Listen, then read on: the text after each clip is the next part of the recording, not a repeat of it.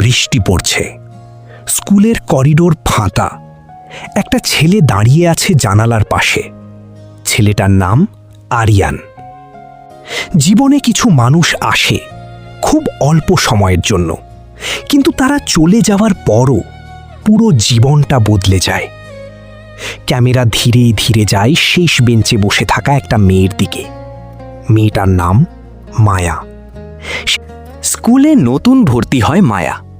খুব শান্ত, কারো সাথে কথা বলে না। ক্লাসের সবাই তাকে নিয়ে ফিসফিস করে। এত চুপচাপ কেন? অ্যাটিটিউড দেখায় মনে হয়।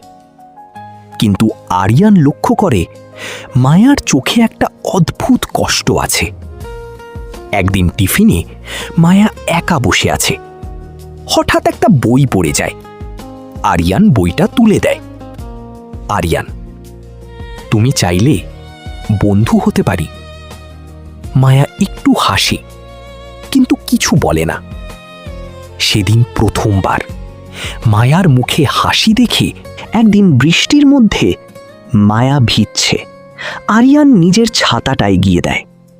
মায়া, তুমি ভিজবে? আরিয়ান হেসে, সবাইকে বাঁচাতে গিয়ে হিরোরা একটু ভিজেই যায়। মায়া হেসে ফেলে।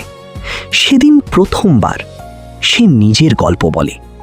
তার মা নেই, বাবা সারাদিন কাজে ব্যস্ত, তাই সে সব সময় একা। স্কুলে সাংস্কৃতিক অনুষ্ঠান। মায়া গান গায়।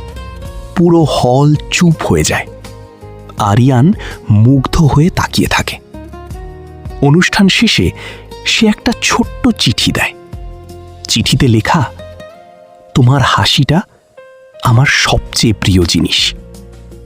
মায়া পড়ে লজ্জা পায়। রাতে মায়া প্রথমবার আরিয়ানকে মেসেজ করে, মায়া, আজ তোমাকে খুব ভালো লাগছিল। আরিয়ানের মুখে হাসি ফুটে ওঠে।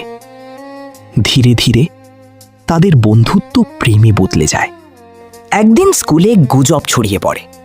কেউ একজন মায়া আর আরিয়ানের ছবি সোশ্যাল মিডিয়ায় পোস্ট করে দেয়। শিক্ষকরা রেগে যায়। মায়ার বাবা জানতে পারেন। তিনি খুব কঠোর মানুষ। সেদিন রাতে মায়া কাঁদতে কাঁদতে আরিয়ানকে ফোন করে। মায়া, বাবা বলেছে তোমার সাথে আর কথা বলতে পারবো না। আরিয়ানের চোখ ভিজে যায়, কিন্তু সে বলে, আমি অপেক্ষা করব। পরদিন মায়া স্কুলে আসে না।